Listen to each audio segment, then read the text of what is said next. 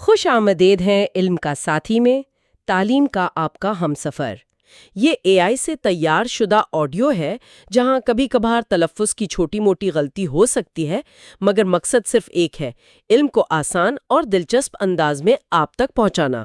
تو چلیے سفر علم شروع کرتے ہیں۔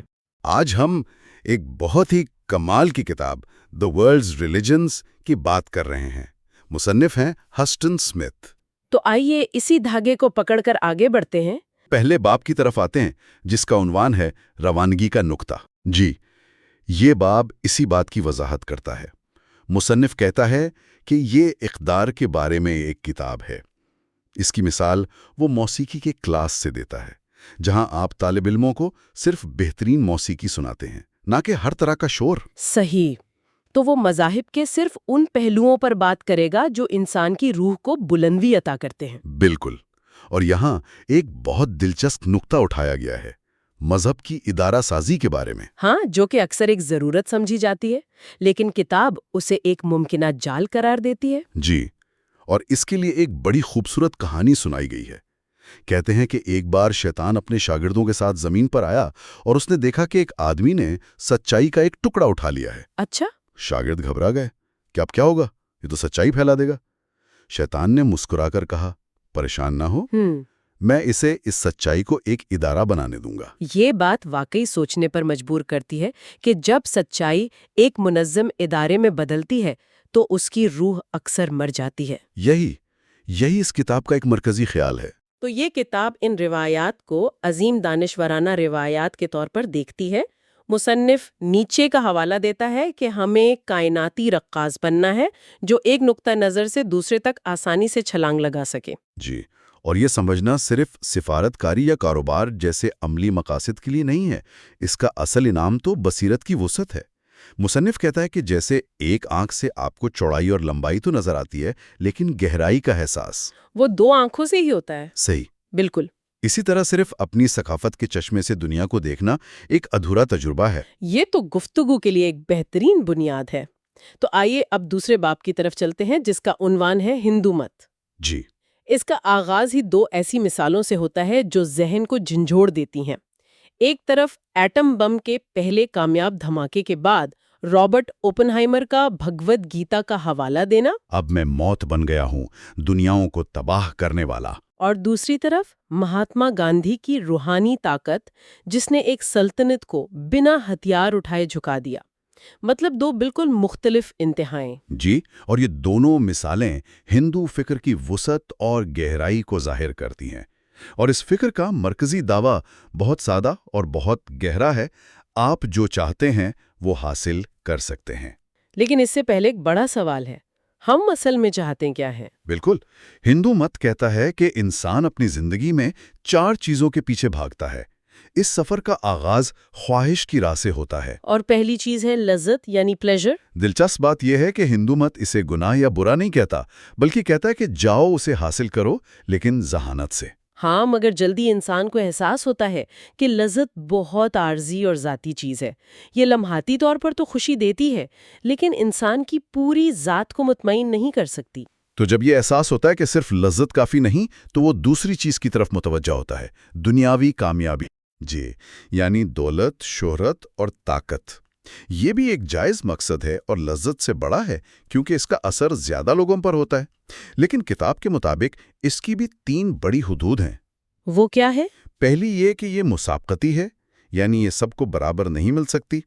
دوسری یہ کہ یہ ناقابل تسکین ہے، دولت اور شہرت کی پیاس کبھی نہیں بجھتی۔ جیسے کہا جاتا ہے کہ آگ پر گھی ڈالنے کے مترادف ہے۔ بالکل۔ اور تیسری یہ کہ یہ بھی عارضی ہے، زندگی خود عارضی ہے، تو یہ کامیابیاں کیسے دائمی ہو سکتی ہیں؟ تو کتاب لذت اور کامیابی کو رد نہیں کرتی، بلکہ اسے سفر کا ایک ضروری حصہ قرار دیتی ہے۔ مطلب یہ ایک ایسی سیڑھی ہے جس پر چڑھنا ضروری ہے، صرف یہ سمجھنے کے لیے کہ یہ چھت تک نہیں جاتی۔ آپ نے بالکل صحیح کہا۔ تو جب خواہش کی راہ کی حدود واضح ہو جاتی ہیں تو ترک کی راہ شروع ہوتی ہے۔ یہاں انسان اپنی ذات کے چھوٹے دائرے سے باہر نکلتا ہے۔ اور تیسرا بڑا مقصد ہے فرض، یعنی ڈیوٹی، کمیونٹی یا معاشرے کی خدمت۔ جی، یہ انسان کو عزت اور خود اعتمادی دیتی ہے۔ جو ذاتی کامیابی کبھی نہیں دے سکتی۔ لیکن اس کی بھی ایک حد ہے۔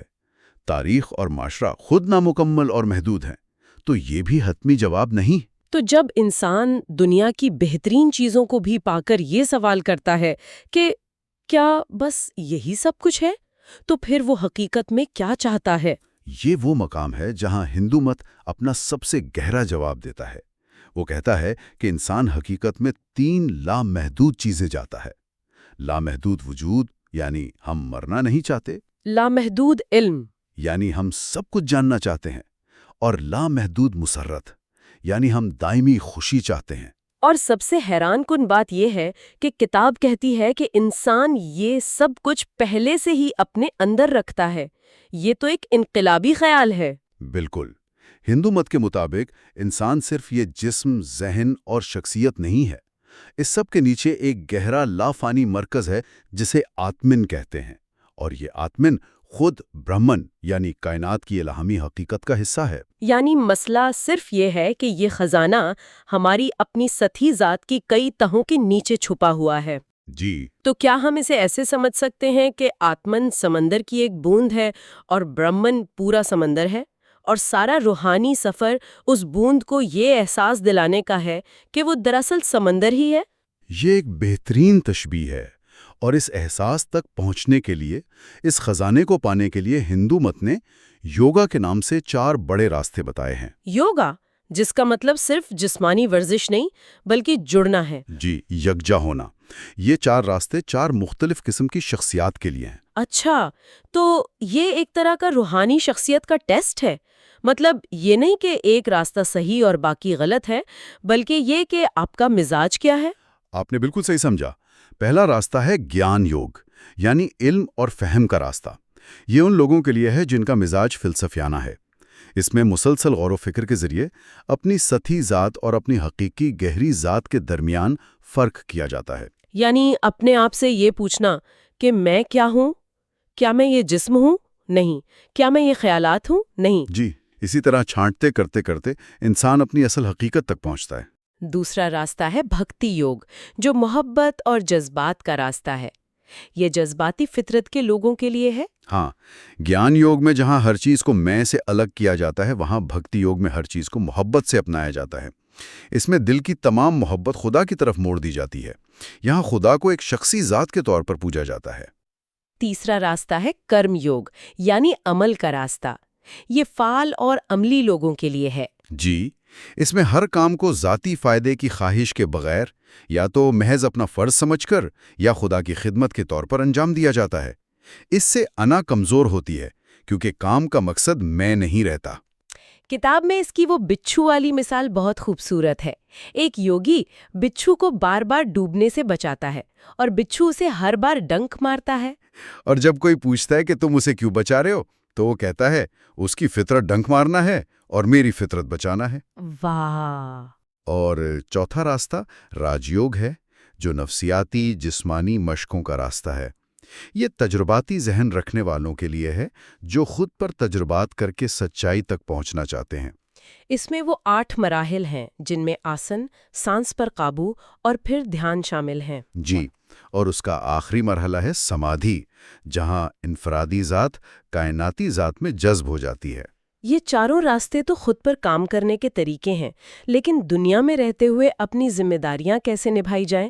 کیا کتاب اس بارے میں بھی کچھ کہتی ہے؟ جی بالکل۔ ہندو مت میں زندگی کے 4 مراحل کا تصور ہے۔ پہلا مرحلہ طالب علمی کا ہے، دوسرا خاندانی سربراہ کا ہے، جہاں انسان خاندان، کام اور معاشرے کی ذمہ داریاں نبھاتا ہے۔ اور اس کے بعد؟ تیسرا مرحلہ ریٹائرمنٹ کا ہے، جہاں انسان دنیاوی معاملات سے الگ ہو کر خود کی کھوج میں نکلتا ہے۔ اور چوتھا اور آخری مرحلہ سنیاسی کا ہے، جو تمام دنیاوی بندھنوں سے آزاد ہو جاتا ہے۔ اسی طرح معاشرے کے بارے میں بھی ایک نظریہ ہے، ذات پات کا نظام، جو آج بہت متنازع ہے۔ کتاب کے مطابق اس کا اصل نظریہ کیا تھا؟ کتاب واضح کرتی ہے کہ اس کا عملی نفاذ بہت سی خرابیوں کا شکار رہا ہے، لیکن اس کا اصل نظریہ 4 فطری مزاجوں پر مبنی تھا: برہمن یعنی دانشور، کشتری یعنی منتظمین، ویش یعنی تاجر، اور شودر یعنی محنت کش۔ نظریہ یہ تھا کہ ہر شخص اپنی فطرت کے مطابق معاشرے میں اپنا کردار ادا کرے۔ چلیے اب ذرا اور گہرائی میں اترتے ہیں۔ خدا، کائنات اور انسان کی تقدیر کے بارے میں کیا کہا گیا ہے؟ خدا یعنی برہمن کے بارے میں کہا گیا ہے کہ اسے الفاظ میں بیان کرنا ناممکن ہے، اس لیے اسے اکثر نیتی نیتی کہہ کر بیان کیا جاتا ہے، جس کا مطلب ہے یہ نہیں، یہ نہیں۔ لیکن سمجھنے کے لیے اس کے دو تصورات ہیں۔ جی، ایک ہے نرگن برہمن یعنی صفات کے بغیر خدا، ایک غیر شخصی مطلق حقیقت، اور دوسرا ہے سگن برہمن یعنی صفات والا خدا، ایک شخصی خالق جسے آپ پکار سکتے ہیں۔ ہندو مت کہتا ہے کہ یہ دونوں ایک ہی حقیقت کے دو رخ ہیں۔ اور انسان کی روح کا سفر یعنی تناسخ یا ری انکارنیشن، اس سفر کو کنٹرول کون کرتا ہے؟ اس سفر کی رہنمائی کرم کا قانون کرتا ہے۔ یہ وجہ اور اثر کا ایک اٹل اخلاقی قانون ہے، اور یہ کوئی آسمانی جزا یا سزا کا نظام نہیں ہے۔ مطلب یہ فزکس کے قانون کی طرح ہے؟ بالکل، جس طرح ہر عمل کا ایک رد عمل ہوتا ہے، اسی طرح ہر نیت اور خیال کا بھی ایک نتیجہ ہوتا ہے جو ہمارے مستقبل کو تشکیل دیتا ہے۔ ایک منٹ، اگر کرم کا قانون سب کچھ طے کرتا ہے تو کیا اس میں آزاد مرضی کی کوئی گنجائش ہے، یا ہم صرف اپنے پچھلے اعمال کا نتیجہ بھگت رہے ہیں؟ یہ بہت اہم سوال ہے۔ کتاب کے مطابق کرم کا قانون قسمت پرستی نہیں ہے، یہ دراصل مکمل ذاتی ذمہ داری کا تصور ہے۔ ہم آج جو کچھ بھی ہیں وہ اپنے ماضی کے اعمال کا نتیجہ ہے، لیکن ہر لمحہ ہمارے پاس یہ آزادی ہے کہ ہم اپنے حال کے اعمال سے اپنا مستقبل بدل دیں۔ صحیح۔ اور یہ دنیا جسے اکثر مایا کہا جاتا ہے، اس کا کیا مطلب ہے؟ مایا کا مطلب یہ نہیں کہ یہ دنیا غیر حقیقی ہے، اس کا مطلب ہے کہ جو جیسا دکھتا ہے وہ ویسا نہیں ہے۔ جیسے اندھیرے میں رسی کو سانپ سمجھ لینا، سانپ کا وجود نہیں تھا لیکن اس کا خوف حقیقی تھا۔ تو یہ دنیا ایک سطحی حقیقت ہے؟ جی، جس کے پیچھے ایک گہری الہامی حقیقت موجود ہے، اسی لیے اسے خدا کا کھیل یا لیلا بھی کہا جاتا ہے۔ اگر یہ ایک کھیل ہے تو کیا ہماری تکلیف اور جد و جہد کا کوئی مطلب نہیں؟ لیلا کا تصور یہ ہے کہ خدا نے یہ کائنات کسی مجبوری میں نہیں بلکہ ایک فنکار کی طرح خوشی سے بنائی ہے۔ یہ روح کے لیے ایک تربیتی میدان ہے، ایک سکول ہے۔ اس کا مقصد یہ نہیں کہ اس دنیا کو ایک جنت بنا دیا جائے، بلکہ یہ کہ ہم اس دنیا کے تجربات سے سیکھیں اور اس سے آگے بڑھ جائیں۔ گفتگو کے آخر میں کتاب ہندو مت کے ایک بہت ہی جامع نظریے پر بات کرتی ہے جو آج کی دنیا میں بہت اہم محسوس ہوتا ہے۔ جی، اور وہ نظریہ یہ ہے کہ تمام مذاہب ایک ہی منزل تک پہنچنے کے مختلف راستے ہیں۔ 19ویں صدی کے سنت رام کرشن نے اسے بہت خوبصورتی سے بیان کیا۔ سچائی ایک ہے، دانشور اسے مختلف ناموں سے پکارتے ہیں۔ وہ پانی والی مثال بھی بہت اچھی ہے۔ ہاں، کہ جیسے ایک ہی پانی کو کوئی واٹر، کوئی پانی اور کوئی آب کہتا ہے، اسی طرح ایک ہی خدا کو مختلف مذاہب مختلف ناموں سے پکارتے ہیں۔ منزل ایک ہی چوٹی ہے، بس اس پر چڑھنے کے راستے الگ الگ ہیں۔ تو آج کی گفتگو کا خلاصہ یہ ہے کہ ہم نے ہندو مت کے گہرے سمندر میں غوطہ لگایا۔ ہم نے یہ سمجھا کہ انسان اصل میں کیا چاہتا ہے، یعنی لامحدود وجود، علم اور مسرت، اور اسے پانے کے 4 مختلف راستے دیکھے۔ اور اس سب کا مرکزی پیغام یہ ہے کہ علم کا مقصد صرف معلومات اکٹھا کرنا نہیں، بلکہ اپنی ذات کو بدلنا اور اپنی بصیرت کو وسیع کرنا ہے۔ اس گفتگو کے اختتام پر ایک خیال چھوڑے جاتے ہیں جس پر غور کیا جا سکتا ہے۔ اگر یہ دنیا واقعی ایک تربیتی میدان ہے، ایک ایسی جگہ جسے مکمل طور پر ٹھیک کرنے کے بجائے اپنی ذات کو سنوارنے کے لیے استعمال کرنا ہے، تو اس نقطۂ نظر سے ہماری روزمرہ کی جدوجہد، ہماری کامیابیوں اور ناکامیوں کے معنی کیسے بدل جاتے ہیں؟ اگر پوڈ کاسٹ سنتے سنتے آپ کا دماغ ہاں یار یہ تو کمال کا کانٹینٹ ہے کہہ رہا ہے، تو بھائی پھر لائک ضرور کرو، شیئر کر دو دوستوں کے ساتھ، اور ہاں سبسکرائب کا بٹن دبانا مت بھولنا، ورنہ اگلی دفعہ یہ علم کا خزانہ مس بھی ہو سکتا ہے۔ کتاب کا تیسرا باب ہے بدھ مت، اور اس کا پہلا حصہ ہے وہ شخص جو بیدار ہوا۔ یہ حصہ ایک بڑے دلچسپ سوال سے شروع ہوتا ہے جو بدھ سے پوچھا گیا تھا۔ ہاں، لوگ ان سے یہ نہیں پوچھ رہے تھے کہ تم کون ہو، نہیں، بلکہ تم کیا ہو؟ اور ان کا جواب ہی پورے فلسفے کی بنیاد ہے۔ انہوں نے کہا، میں کوئی دیوتا، فرشتہ یا ولی نہیں ہوں، میں بیدار ہوں۔ سنسکرت میں بدھ کا مطلب ہی ہے وہ جو بیدار ہو چکا ہے۔ یہ ایک ایسے شخص کی کہانی ہے جس نے جب باقی دنیا سو رہی تھی خود کو جگا لیا۔ اور تاریخی طور پر ان کا نام سدھارتھ گوتما تھا۔ تقریباً 563 قبل مسیح میں نیپال میں ایک شاہی خاندان میں پیدا ہوئے۔ مطلب ہر طرح کی آسائش، ریشمی لباس، محل۔ ایک محبت کرنے والا خاندان، سب کچھ تھا ان کے پاس۔ بالکل، لیکن ذرائع بتاتے ہیں کہ ان تمام آسائشوں کے باوجود وہ بے چین تھے، اور اس بے چینی کی وجہ 4 نظاروں کی مشہور کہانی میں ملتی ہے۔ اچھا، تو اس سے پہلے انہوں نے یہ سب نہیں دیکھا تھا؟ انہیں محل سے باہر جانے کی اجازت نہیں تھی؟ جی، انہیں زندگی کی تلخ حقیقتوں سے بچا کر رکھا گیا تھا۔ جب انہوں نے پہلی بار محل سے باہر ایک بوڑھا، پھر ایک بیمار، پھر ایک لاش اور آخر میں ایک پرسکون راہب کو دیکھا تو انہیں زندگی کی اصل حقیقت کا سامنا کرنا پڑا۔ بڑھاپا، بیماری اور موت۔ صحیح۔ اور یہیں سے بات بہت دلچسپ ہو جاتی ہے۔ 29 سال کی عمر میں ایک رات انہوں نے اپنی بیوی اور نوزائیدہ بیٹے کو سوتا چھوڑا اور محل سے نکل گئے۔ اسے عظیم روانگی کہا جاتا ہے۔ جی، عظیم روانگی۔ وہ سچائی کی تلاش میں جنگل کی طرف نکل پڑے۔ یہ ایک بہت بڑا قدم تھا، مطلب سب کچھ چھوڑ دینا۔ یہ واقعی بہت بڑا قدم تھا۔ ان کی 6 سالہ تلاش 3 مرحلوں پر مشتمل تھی۔ پہلے انہوں نے اس دور کے بڑے ہندو استادوں سے فلسفہ سیکھا۔ پھر انہوں نے سخت ریاضت کا راستہ اپنایا، یہاں تک کہ وہ دن میں صرف چند چاول کے دانے کھاتے تھے۔ لیکن اس سے انہیں کچھ حاصل نہیں ہوا سوائے شدید کمزوری کے، تو یہ راستہ بھی ناکام رہا۔ بالکل، اور یہ ناکامی ہی ان کی سب سے بڑی دریافت تھی۔ انہیں احساس ہوا کہ جسم کو سزا دینے سے دماغ آزاد نہیں ہوتا، آپ بھوکے رہ کر گہری سوچ نہیں سوچ سکتے۔ تو یہیں سے انہوں نے اپنا پہلا بڑا اصول دریافت کیا۔ جی، درمیانی راہ، یعنی نہ تو شاہی محل کی عیاشی اور نہ ہی جنگل کی سخت ریاضت، بلکہ توازن کا راستہ۔ تو پہلے فلسفہ، پھر جسمانی سختی، دونوں کام نہیں آئے، تو پھر کیا بچا؟ انہوں نے آگے کیا کیا؟ تیسرا اور آخری مرحلہ تھا گہرا مراقبہ۔ آخر کار ایک رات بودھی درخت کے نیچے بیٹھ کر انہیں روشن ضمیری حاصل ہوئی۔ لیکن یہ اتنا آسان نہیں تھا۔ کتاب کے مطابق اس سے ٹھیک پہلے انہیں مارا، یعنی شیطان کے حملوں کا سامنا کرنا پڑا۔ جی، پہلے خواہشات کی دیوی کاما کی شکل میں، اور پھر موت کے بھگوان کی شکل میں طوفان اور آگ کے پتھروں کے ساتھ۔ واہ، تو یہ ایک ذہنی جنگ تھی؟ ایک شدید ذہنی جنگ۔ جب مارا نے چیلنج کیا کہ تمہیں روشن ضمیری کا کیا حق ہے، تو بدھ نے زمین کو چھوا اور زمین نے گواہی دی، میں تمہاری گواہ ہوں۔ روشن ضمیری کے بعد بھی مارا نے ایک آخری کوشش کی۔ اس نے کہا کہ تمہاری تعلیمات اتنی گہری ہیں کہ کوئی نہیں سمجھے گا، تو کیوں نہ فوراً نروان میں داخل ہو جاؤ اور یہ دنیا چھوڑ دو۔ اور بدھ کا جواب تھا، کچھ لوگ ہوں گے جو سمجھیں گے۔ بالکل۔ اس کے بعد انہوں نے 45 سال تک اپنی تعلیمات عام کی۔ 80 سال کی عمر میں ان کے جو آخری الفاظ تھے وہ بھی بہت گہرے تھے، کچھ اس طرح کہ دیکھو، جو بھی چیز جڑ کر بنتی ہے وہ ٹوٹے گی ضرور، اس لیے اپنی مکتی کے لیے خود ہی کوشش کرتے رہو۔ اس کے بعد کتاب ان کی شخصیت پر روشنی ڈالتی ہے، جسے خاموش بابا کا عنوان دیا گیا ہے۔ تو وہ کس قسم کے انسان تھے؟ کیا وہ ایک دور خدا جیسی شخصیت تھے؟ بالکل نہیں۔ کتاب انہیں سقراط جیسا عقلیت پسند بتاتی ہے، لیکن ساتھ ہی ان میں بے پناہ ہمدردی تھی۔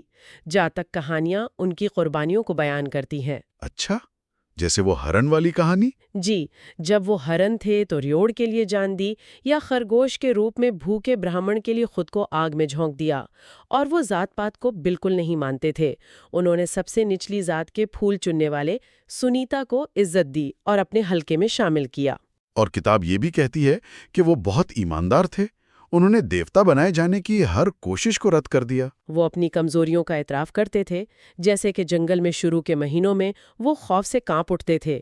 یہی سچائی لوگوں کو ان کی طرف کھینچتی تھی۔ لیکن ان میں ایک پراسراریت بھی تھی۔ جی، ان کے شاگرد انہیں ساکیو منی، یعنی ساکیا قبیلے کا خاموش بابا کہتے تھے، کیونکہ ان کی شخصیت میں الفاظ سے ماورا ایک گہرائی تھی۔ کتاب کا اگلا حصہ ہے باغی سنت۔ اس میں کہا گیا ہے کہ بدھ مت دراصل اس وقت کے ہندو مت کے خلاف ایک رد عمل تھا، ایک طرح کی ہندوستانی پروٹیسٹنٹزم۔ بالکل، اور یہ سمجھنا ضروری ہے کہ وہ کس چیز کے خلاف رد عمل تھا۔ کتاب 6 مسائل کی نشاندہی کرتی ہے۔ اچھا، یہ سب ایک دوسرے سے جڑے ہوئے ہیں۔ یہ شروع ہوتا ہے برہمنوں کے مطلق اقتدار سے، جس نے بامانے رسومات کو خالی اور میکینکی بنا دیا۔ اچھا، تو جب رسومات بے معنی ہو گئیں تو کیا ہوا؟ تو مذہب کا مرکز کیا سارائیاں بن گئیں، ایسی لامتناہی بحثیں جن کا حقیقی زندگی سے کوئی تعلق نہیں تھا۔ اور اس سب کو سہارا دینے کے لیے روایت کا استعمال کیا گیا، جیسے سنسکرت پر اصرار کرنا جو عام لوگ سمجھتے ہی نہیں تھے۔ اس نے انسانی ذمہ داری کو کمزور کیا اور مذہب فضل اور اصرار یعنی جادو ٹونے کے جنون میں کھو گیا۔ یہ ایک طرح کا زنجیری رد عمل تھا جو مذہب کو ذاتی تجربے سے دور لے گیا۔ تو پھر بدھ کا متبادل کیا تھا؟ انہوں نے اس کی جگہ کیا پیش کیا؟ انہوں نے ان سب کے بغیر ایک مذہب کی تبلیغ کی۔ انہوں نے اقتدار کو رد کر کے کہا، اپنے چراغ خود بنو۔ انہوں نے رسومات کو غیر ضروری سمجھا اور قیاس آرائیوں سے گریز کیا۔ وہ زہر آلود تیر والی کہانی ہے نا؟ بالکل۔ کہانی یہ ہے کہ اگر کسی شخص کو زہریلا تیر لگا ہو تو کیا وہ یہ پوچھنے میں وقت ضائع کرے گا کہ تیر کس نے چلایا، کس ذات کا تھا، کس کمان سے آیا؟ نہیں، وہ فوراً تیر نکلوائے گا۔ جی، بدھ کا کہنا تھا کہ ہم سب کو دکھ کا تیر لگا ہوا ہے اور ہمارا کام کائنات کی ابتدا پر بحث کرنا نہیں بلکہ اس تیر کو نکالنا ہے۔ تو ان کا نقطہ نظر بہت عملی تھا۔ بے حد عملی۔ انہوں نے مقامی زبان میں تعلیم دی، شدید خود انحصاری پر زور دیا کہ بدھا صرف راستہ دکھاتے ہیں، چلنا خود پڑتا ہے، اور معجزوں کی مذمت کی۔ تو ابتدائی بدھ مت تجرباتی، سائنسی اور مکمل طور پر فرد پر مرکوز تھا۔ اچھا، تو انہوں نے پرانے نظام کو رد کر دیا۔ اب آتے ہیں ان کی اپنی تعلیمات کے مرکز پر۔ کتاب کہتی ہے کہ سب کچھ ان کے پہلے خطبے سے شروع ہوا، جسے 4 عظیم سچائیاں کہا جاتا ہے۔ جی، یہ ان کی تعلیمات کا نچوڑ ہے۔ پہلی سچائی ہے، زندگی دکھ ہے۔ اب اس کا ترجمہ اکثر تکلیف کیا جاتا ہے، جو تھوڑا مایوس کن لگتا ہے۔ لیکن اس کا مطلب وہ نہیں ہے۔ نہیں، اس کا اصل مطلب ہے بے جوڑ یا بے آہنگ ہونا۔ جیسے کسی گاڑی کا پہیا اپنے ایکسل سے تھوڑا ہٹ جائے تو سفر جھٹکوں بھرا اور تکلیف دہ ہو جاتا ہے۔ بدھ کا کہنا تھا کہ ہماری زندگی بھی ایسی ہی ہے۔ اس کی کچھ مثالیں بھی دی گئی ہیں کتاب میں؟ جی، 6 مثالیں ہیں۔ پیدائش کا صدمہ، بیماری کا درد، بڑھاپے کی کمزوری، موت کا خوف، ان چیزوں سے جڑے رہنا جنہیں ہم ناپسند کرتے ہیں، اور ان چیزوں سے جدا ہونا جنہیں ہم پسند کرتے ہیں۔ صحیح، یہ تو زندگی کی بنیادی حقیقتیں ہیں۔ ٹھیک ہے، تو زندگی دکھ ہے۔ دوسری سچائی کیا ہے؟ دوسری سچائی اس دکھ کی وجہ بتاتی ہے، اور وہ ہے تنہا، یعنی ذاتی تکمیل کی خود غرضانہ خواہش۔ جب ہم صرف اپنے بارے میں سوچتے ہیں، اپنی خواہشات کو سب سے اوپر رکھتے ہیں، تو ہم خود کو باقی کائنات سے الگ کر لیتے ہیں۔ اور یہی علیحدگی تکلیف کا باعث بنتی ہے۔ بالکل۔ تو کیا ہر قسم کی خواہش بری ہے؟ یہ ایک اہم سوال ہے۔ بدھ مت میں تمام خواہشات کو برا نہیں کہا گیا۔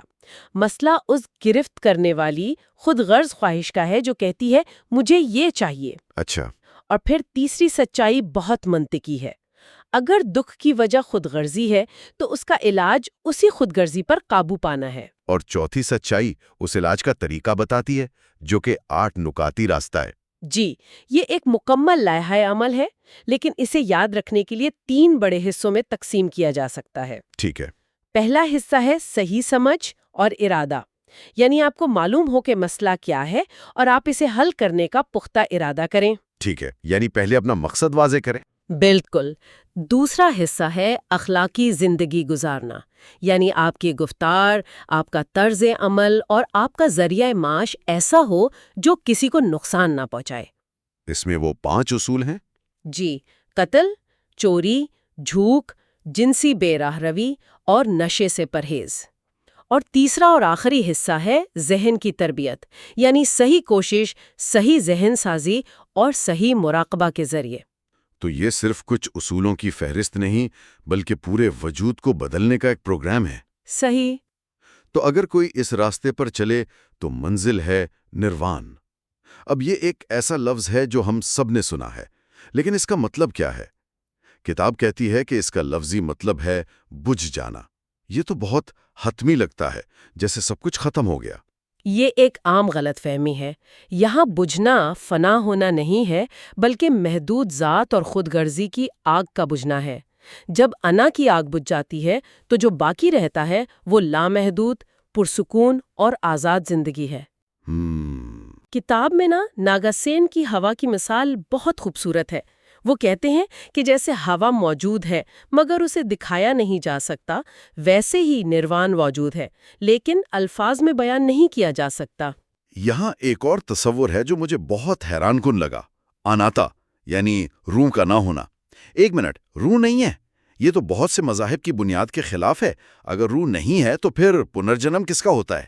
یہ واقعی بدھ مت کا سب سے مشکل اور انقلابی تصور ہے۔ بدھ نے ایک مستقل، غیر متغیر روحانی جوہر، جسے ہندو مت میں آتما کہتے ہیں، کے وجود سے انکار کیا۔ تو پھر یہ کام کیسے کرتا ہے؟ اس کی وضاحت کے لیے وہ ایک شمع سے دوسری شمع جلانے کی مثال دیتے ہیں۔ کیا دوسری شمع کی آگ پہلی والی آگ ہی ہے؟ نہیں۔ لیکن کیا وہ بالکل مختلف ہے؟ نہیں، وہ اسی کا تسلسل ہے۔ اچھا۔ بدھ مت کے مطابق ہماری ذات ایک مستقل شے نہیں بلکہ ایک مسلسل بہتا ہوا دریا ہے، ایک عمل ہے۔ جو چیز اگلے جنم میں جاتی ہے وہ کوئی روح نہیں بلکہ اعمال اور شعور کا ایک تسلسل ہے۔ پر مجبور کرتا ہے۔ اچھا، بدھ کی وفات کے بعد ان پیچیدہ خیالات کی تشریح پر اختلافات پیدا ہوئے۔ کتاب کا اگلا حصہ ہے بڑی کشتی اور چھوٹی کشتی۔ جی، یہاں بدھ مت کی تاریخ کی سب سے بڑی تقسیم کا ذکر ہے۔ یہ تقسیم 3 بنیادی سوالات پر ہوئی۔ کیا انسان اکیلا ہے یا سب ایک دوسرے پر منحصر ہیں؟ کیا کائنات ہمدرد ہے یا لا تعلق؟ اور انسان کا بہترین حصہ اس کا دماغ ہے یا دل؟ اور ان سوالوں کے جوابات نے بدھ مت کو 2 بڑی شاخوں میں تقسیم کر دیا۔ جی، تھیرواد اور مہایان، چھوٹی کشتی اور بڑی کشتی، ان میں کیا فرق ہے؟ تھیرواد یعنی چھوٹی کشتی بزرگوں کا راستہ ہے۔ یہ فرد کی ذاتی کوشش، حکمت اور خود انحصاری پر زور دیتا ہے۔ اس کا آئیڈیل ارہت ہے جو اپنی محنت سے اکیلے نروان حاصل کرتا ہے۔ اور مہایان؟ مہایان یعنی بڑی کشتی عوام کا راستہ ہے۔ یہ باہمی انحصار، فضل اور سب سے بڑھ کر ہمدردی پر زور دیتا ہے۔ اور اس کا آئیڈیل بودھی ستوا ہے۔ یہ کون ہوتا ہے؟ بودھی ستوا وہ شخص ہے جو روشن ضمیری کے دہانے پر پہنچ کر بھی نروان میں داخل ہونے سے انکار کر دیتا ہے تاکہ وہ واپس دنیا میں آ کر دوسروں کی مدد کر سکے۔ کتاب میں وہ نخلستان والی کہانی بہت اچھی ہے۔ جی، 4 تھکے ہارے مسافر ایک باغ کی دیوار پر چڑھتے ہیں۔ پہلے 3 اندر کود جاتے ہیں، وہ ارہت ہیں، لیکن چوتھا آدمی واپس اترتا ہے تاکہ باقی سب کو بھی اس باغ کا راستہ دکھا سکے۔ وہ بودھی ستوا ہے۔ اچھا، تو ایک طرح سے تھیرواد خود پر انحصار کا راستہ ہے اور مہایان سب کو ساتھ لے کر چلنے کا۔ آپ نے بالکل صحیح سمجھا۔ اسی لیے تھیرواد میں بدھ ایک عظیم استاد ہے، جبکہ مہایان میں وہ ایک نجات دہندہ بھی ہے۔ مہایان کی ایک بہت مشہور شاخ زین بدھ مت ہے۔ کتاب میں اس کا عنوان ہے پھول کا راز۔ یہ نام کہاں سے آیا؟ اس کا آغاز بدھ کے پھول کے خطبے سے ہوا۔ ایک دن انہوں نے کچھ کہنے کے بجائے صرف ایک کمل کا پھول اٹھایا۔ مجمع میں سے صرف ایک شاگرد مہاکشیپ مسکرایا۔ مطلب وہ اس خاموش پیغام کی گہرائی کو سمجھ گیا۔ بالکل، زین کا مقصد ہی الفاظ اور منطق کی حدود کو توڑنا ہے۔ اور اس کے لیے وہ کوان یعنی پہیلیاں استعمال کرتے ہیں، جیسے ایک ہاتھ سے تالی بجنے کی آواز کیا ہے؟ جی، اس کا مقصد عقل کو اس مقام پر لانا ہے جہاں وہ جواب دینے سے قاصر ہو جائے، تاکہ ایک گہری وجدانی بصیرت پیدا ہو سکے جسے سوتوری کہتے ہیں۔ لیکن سوتوری منزل نہیں ہے۔ نہیں، یہ سفر کا آغاز ہے۔ زین کا اصل مقصد اس تجربے کو روزمرہ کی زندگی میں لانا ہے۔ جیسا کہ ایک زین کہاوت ہے، لکڑیاں کاٹنا، پانی بھرنا، یہی معجزہ ہے، یعنی روشن ضمیری عام کاموں میں ہی پائی جاتی ہے۔ بدھ مت کا ایک تیسرا راستہ بھی ہے، وہ اجریان یا ہیرے کی گرج جو تبت میں پروان چڑھا۔ کتاب کہتی ہے کہ یہ سب سے تیز راستہ ہے۔ اس کا دعویٰ ہے کہ یہ ایک ہی زندگی میں نروان تک پہنچا سکتا ہے، اور اس کا طریقہ یہ ہے کہ یہ انسانی جسم کی تمام توانائیوں بشمول جنسی توانائی کو روحانی سفر میں استعمال کرتا ہے۔ اچھا، یہ جنس کو محبت کے ساتھ ملا کر ایک مقدس تجربے کے طور پر دیکھتا ہے، جہاں 2 افراد کا ملاپ انہیں ذات کے حدود سے باہر لے جاتا ہے۔ اس میں منتر، مدرا اور منڈل کا بہت استعمال ہوتا ہے۔ ان تمام شاخوں تھیراواد، مہایان، زین، وجریان کو ایک ساتھ کیسے سمجھا جائے؟ کتاب کا اگلا حصہ دریا پار کرنے کا منظر اس کے لیے ایک استعارہ پیش کرتا ہے۔ یہ ایک بہت طاقتور استعارہ ہے۔ بدھ مت جہالت کے اس کنارے سے روشن ضمیری کے اس کنارے تک کا سفر ہے۔ جب آپ سفر شروع کرتے ہیں تو پرانا کنارہ ہی حقیقت لگتا ہے۔ اور بیچ دریا میں؟ بیچ دریا میں آپ کو صرف کشتی یعنی دھرم، ملا یعنی سنگ اور اس پہلے مسافر یعنی بدھ پر بھروسہ ہوتا ہے۔ اور جب آپ دوسرے کنارے پر پہنچ جاتے ہیں تو وہ حقیقت بن جاتا ہے۔ لیکن یہاں ایک بہت اہم نقطہ ہے۔ بدھ نے کہا کہ کشتی دریا پار کرنے کا ایک ذریعہ ہے، منزل پر پہنچ کر اسے اپنے ساتھ اٹھا کر نہیں گھومنا چاہیے۔ یہ بہت گہری بات ہے۔ اس کا مطلب ہے کہ تعلیمات، عقائد، یہاں تک کہ خود بدھ مت بھی ایک ذریعہ ہیں، خود منزل نہیں۔ اور جب آپ نئے کنارے کے اندرونی حصوں میں داخل ہوتے ہیں تو پیچھے مڑ کر دیکھنے پر نہ کوئی دوسرا کنارہ ہوتا ہے، نہ دریا اور نہ کشتی۔ دنیاوی زندگی اور نروان میں کوئی فرق نہیں رہتا۔ جیسا کہ کہا گیا ہے، شکل خالی پن ہے اور خالی پن ہی شکل ہے۔ جی، یہ تو ایک مکمل دائرہ مکمل ہونے جیسا ہے۔ اچھا، کتاب کا آخری حصہ ایک دلچسپ تضاد کو بیان کرتا ہے، جس کا عنوان ہے ہندوستان میں بدھ مت اور ہندو مت کا سنگم۔ بدھ مت ہندوستان میں پیدا ہوا، لیکن آج وہاں تقریباً ختم ہو چکا ہے، جبکہ باقی پورے ایشیا میں پھیل گیا۔ ایسا کیوں؟ اس کی وجہ یہ ہے کہ ہندوستان میں بدھ مت کو شکست نہیں ہوئی، بلکہ اسے ہندو مت میں جذب کر لیا گیا۔ جذب کر لیا گیا؟ مطلب یہ کہ ہندوؤں نے بدھ کی بہت سی اصلاحات جیسے عدم تشدد اور ذات پات کی مخالفت کو قبول کر لیا۔ وقت کے ساتھ انہوں نے بدھ کو وشنو کا ایک اوتار مان لیا۔ جب بنیادی فرق مٹنے لگے تو بدھ مت اپنے منبع یعنی ہندو مت میں واپس ضم ہو گیا۔ تو ایک طرح سے یہ اس کی ناکامی نہیں بلکہ کامیابی تھی کہ اس کی بنیادی تعلیمات اتنی زیادہ قبول کر لی گئیں کہ وہ الگ مذہب ہی نہ رہا۔ بالکل۔ اس نے ہندو مت کو ہمیشہ کے لیے بدل دیا۔ تو آج ہم نے سدھارتھ کی عظیم روانگی سے لے کر نروان کے تصور تک اور دریا پار کرنے کی کشتی تک کا سفر طے کیا۔ لیکن یہ آخری خیال کہ کشتی کو منزل پر پہنچ کر چھوڑ دینا ہے، یہ ہمارے لیے ایک گہرا سوال چھوڑ جاتا ہے۔ وہ سوال یہ ہے کہ اگر حتمی سچائی تک پہنچنے کے لیے استعمال ہونے والے تمام ذرائع، تمام عقائد، تمام راستوں کو آخر میں ترک کرنا پڑتا ہے، تو اس سے خود سچائی کی نوعیت اور ہماری اپنی زندگیوں میں علم کی تلاش کے طریقوں کے بارے میں کیا پتہ چلتا ہے؟ اس پر غور کرنے کے لیے ہم یہ خیال سامعین کے پاس چھوڑتے ہیں۔ باب چہارم کنفیوشنزم سے شروع کرتے ہیں۔ کنفیوشس کو چین کا پہلا استاد کہا جاتا ہے۔ یہ تو ایک بہت بڑا خطاب ہے۔ جی، بہت بڑا۔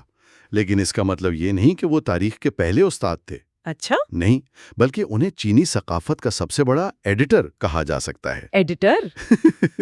یہ دلچسپ ہے۔ جی؟ ہاں، انہوں نے ماضی کی ہزاروں سال کی روایات کو پڑھا، پرکھا اور ان میں سے جو بہترین تھا اسے چن کر آنے والی نسلوں کے لیے ایک پورا نظام بنا دیا۔ تو انہوں نے ماضی کو ایک نئی ترتیب دی؟ بالکل۔ خود ان کی اپنی زندگی بہت سادہ تھی۔ سیاسی طور پر وہ زیادہ کامیاب نہیں ہوئے، لیکن بطور استاد وہ امر ہو گئے۔ تو وہ کس قسم کے دور میں رہ رہے تھے؟ ذرائع تو بتاتے ہیں کہ ہر طرف افراتفری تھی۔ جی، بہت زیادہ۔ یہ چو خاندان کی حکومت کے زوال کا وقت تھا۔ ریاستیں آپس میں لڑ رہی تھیں، اخلاقیات ختم ہو رہی تھیں، معاشرے کی بنیادیں ہل چکی تھیں۔ تو سب سے بڑا سوال یہی تھا کہ ہم خود کو اس تباہی سے کیسے بچائیں؟ بالکل۔ ظاہر ہے ایسے وقت میں لوگ حل بھی پیش کر رہے ہوں گے۔ اس دور میں کیا نظریات مقبول تھے؟ دو بڑے نظریات تھے۔ ایک طرف ریئلسٹ تھے جو کہتے تھے کہ انسان صرف طاقت اور سخت قانونوں سے ہی قابو میں آتا ہے۔ اچھا، یعنی انسانی فطرت کو خود غرض سمجھتے تھے۔ جی، اور دوسری طرف موزی جیسے فلسفی تھے جو آفاقی محبت کی بات کرتے تھے، یعنی سب سے ایک جیسی محبت کرو، کوئی تفریق نہ کرو۔ کمال ہے، یعنی ایک طرف صرف طاقت کا استعمال اور دوسری طرف سب سے محبت کا نعرہ۔ یہ تو آج بھی سننے کو ملتا ہے۔ بالکل، لیکن کنفیوشس ان دونوں سے متفق نہیں تھے۔ یہ بات مجھے بہت دلچسپ لگی۔ انہوں نے کیا مختلف سوچا؟ انہوں نے کہا کہ یہ دونوں راستے ادھورے ہیں۔ طاقت کا استعمال وہ تو انسان کے دل کو نہیں بدلتا، صرف خوف پیدا کرتا ہے۔ صحیح۔ اور سب سے ایک جیسی محبت کرنا وہ انسانی فطرت کے خلاف اور ایک خیالی بات ہے۔ تو پھر حل کیا تھا؟ کنفیوشس نے ایک تیسرا راستہ دکھایا۔ اسے انہوں نے دانستہ روایت یعنی ڈیلیبریٹ ٹریڈیشن کا نام دیا۔ دانستہ روایت یعنی جان بوجھ کر اپنائی گئی روایت؟ کیا اس کا مطلب تھا کہ بس ماضی کی طرف لوٹ جاؤ؟ نہیں، یہی تو عام غلط فہمی ہے۔ وہ صرف ماضی کی نقالی نہیں چاہتے تھے۔ ان کا نظریہ تھا کہ ثقافت کوئی ایسی چیز نہیں جو آپ کو ورثے میں ملے، اچھا، بلکہ یہ ایک پروجیکٹ ہے جسے ہر نسل کو شعوری طور پر سوچ سمجھ کر اپنے دور کے مطابق ڈھالنا پڑتا ہے۔ یہ اندھی تقلید نہیں، شعوری انتخاب ہے۔ واہ! تو اس دانستہ روایت کو بنانے کے بنیادی اصول کیا تھے؟ اس کے 5 ستون تھے۔ پہلا، جن یعنی انسانیت، دوسروں کے لیے ہمدردی۔ دوسرا، چونزو یعنی ایک مثالی اور مہذب انسان بننا۔ تیسرا، لی یعنی صحیح آداب اور رسومات۔ اچھا، روزمرہ کا طرز عمل۔ جی۔ چوتھا، تے یعنی اخلاقی طاقت، اور پانچواں، وین یعنی فنون لطیفہ جیسے موسیقی اور شاعری۔ یہ تو صرف اصولوں کی ایک فہرست نہیں لگ رہی، ایسا لگتا ہے جیسے یہ سب آپس میں جڑے ہوئے ہیں۔ بالکل، یہ ایک مکمل آپریٹنگ سسٹم تھا۔ لی یعنی روزمرہ کے آداب، جن یعنی انسانیت کو عملی جامہ پہنانے کا طریقہ ہے، اور تے یعنی اخلاقی طاقت، اس کا کیا مطلب تھا، خاص طور پر حکمرانوں کے لیے؟ اس کا مطلب تھا کہ حکمران کی شخصیت میں اتنی اخلاقی کشش ہو کہ لوگ خود اس کی پیروی کریں۔ جیسے ایک باغبان پودوں پر چیختا نہیں، وہ انہیں سورج اور پانی دیتا ہے تو وہ خود ہی بڑھتے ہیں، ہے نا؟ صحیح۔ حکمران کی اخلاقی طاقت عوام کے لیے وہی کام کرتی ہے۔ تو اگر ہم ان تمام تعلیمات کو جوڑیں تو اس کنفیوشن پروجیکٹ کا آخری مقصد کیا تھا؟ مقصد اپنی ذات کو بہتر بنانے کا ایک کبھی نہ ختم ہونے والا سفر تھا۔ کنفیوشس کے مطابق ہماری ذات اکیلی نہیں بلکہ رشتوں کا ایک مجموعہ ہے۔ تو ہمدردی کے دائرے کو پھیلانا؟ جی، اپنی ذات سے شروع ہو کر پھر خاندان، معاشرہ، قوم اور آخر میں پوری انسانیت تک۔ تو خلاصہ یہ ہے کہ معاشرتی بحران کے جواب میں کنفیوشس نے طاقت یا خیالی محبت کے بجائے ایک بہت ہی عملی منصوبہ پیش کیا۔ بالکل، جس کا مقصد فرد کی اخلاقی تربیت کے ذریعے ایک ہم آہنگ معاشرہ تشکیل دینا تھا۔ بہت خوب۔ اور آخر میں ایک دلچسپ نکتہ سوچنے کے لیے، ماخذ میں ایک پرانی چینی کہاوت کا ذکر ہے کہ ہر شخص کنفیوشن ٹوپی، تاؤسٹ لباس اور بدھسٹ چپل پہنتا ہے۔ اچھا، اس کا کیا مطلب ہوا؟ اس کا مطلب تھا کہ وہ عوامی زندگی میں کنفیوشس کے اصول، نجی زندگی میں تاؤزم اور روحانی معاملات میں بدھزم کو اپناتا تھا۔ واہ! تو سوال یہ ہے کہ آج کی دنیا جو خود نظریاتی طور پر بہت تقسیم ہے، کیا وہ کسی ایک نظریے پر سختی سے قائم رہنے کے بجائے زندگی کے مختلف شعبوں کے لیے مختلف اخلاقی نظاموں سے سیکھ کر زیادہ بہتر طریقے سے آگے بڑھ سکتی ہے؟ باب 5 تاؤمت۔ جی، کتاب اس کا آغاز ایک بہت ہی پراسرار شخصیت لاؤ زو سے کرتی ہے، اور مزے کی بات یہ ہے کہ ماخذ کہتا ہے کہ ہمیں یقینی طور پر ان کے بارے میں کچھ بھی نہیں معلوم۔ جی، وہ تاریخ سے زیادہ ایک روایت کا حصہ لگتے ہیں۔ ان کا نام ہی لاؤ زو، اس کا مطلب ہے بوڑھا استاد۔ اچھا۔ اور ان سے جڑی کہانیاں بھی کمال کی ہیں۔ ایک کہانی کے مطابق وہ ایک ٹوٹتے ہوئے ستارے سے پیدا ہوئے، کیا بات ہے! 82 سال اپنی ماں کے پیٹ میں رہے، اور جب پیدا ہوئے تو ان کے بال سفید تھے اور وہ ایک مکمل دانہ تھے۔ 82 سال؟ یعنی وہ پیدا ہی بوڑھے استاد ہوئے تھے؟ بالکل۔ ایک اور مشہور واقعہ ہے جب کنفیوشس، جو خود ایک عظیم مفکر تھے، ان سے ملنے گئے۔ ملاقات کے بعد انہوں نے اپنے شاگردوں سے کہا، میں جانتا ہوں پرندے کیسے اڑتے ہیں اور مچھلیاں کیسے تیرتی ہیں، لیکن آج میں ایک ڈریگن سے ملا ہوں۔ واو! لاؤزو ایک ڈریگن کی طرح ہیں جو ہوا اور بادلوں پر سوار ہو کر آسمان میں چڑھ جاتا ہے۔ میں انہیں سمجھ نہیں سکتا۔ یہ تو بہت بڑی تعریف ہے، لیکن سب سے دلچسپ کہانی تو میرے خیال میں ان کے غائب ہونے کی ہے۔ جی، اور وہ کہانی تاؤ مت کے پورے مزاج کو بیان کر دیتی ہے۔ صحیح۔ کہا جاتا ہے کہ وہ دنیا کی حالت سے مایوس ہو کر ایک بھینس پر سوار ہوئے اور مغرب یعنی تبت کی طرف چل پڑے۔ اچھا۔ جب وہ چین کی سرحد پر پہنچے تو ایک محافظ نے انہیں پہچان لیا اور التجا کی کہ جانے سے پہلے اپنی حکمت دنیا کے لیے لکھ دیں۔ تو لاؤزو نے وہیں 3 دن گزارے اور ایک چھوٹی سی کتاب لکھی، تاؤ تے چنگ۔ وہ کتاب محافظ کو دی और बस चले गए। और भैंस पर सवार होकर हमेशा के लिए गायब हो गए। ये तो किसी फिल्म का सीन लगता है। यानी अपनी तालीमात दुनिया को दें और फिर शोहरत और शागिर्दों के झंझट से बचने के लिए निकल गए। ये खुद अपने आप में एक बहुत बड़ा सबक है। यही ताओ मत का निचोड़ है। कोई दिखावा नहीं, कोई तंजीम नहीं, कोई तबलीग नहीं, बस फितरत के साथ हम आहंग हो जाओ। तो इस किताब ताओ ते चंग का जो मरकजी लफ्ज है ताओ, माखिज कहता है कि इसके एक नहीं बल्कि 3 माने हैं। ये थोड़ा कंफ्यूजिंग लग सकता है। जी, इसे आसान करते हैं। पहला माना है हतमी हकीकत का रास्ता। ये वो हकीकत है जो अल्फाज से बाहर है। अच्छा। किताब की पहली लाइन ही कहती है, वो ताओ जिस पर बात की जा सके, वो हकीकी अबदी ताओ नहीं। यानी जैसे ही आप उसे बयान करने की कोशिश करते हैं, वो आपकी गिरफ्त से निकल जाता है। सही। दूसरा माना है कायनात का रास्ता। ठीक है। ये फितरत का निज़ाम है।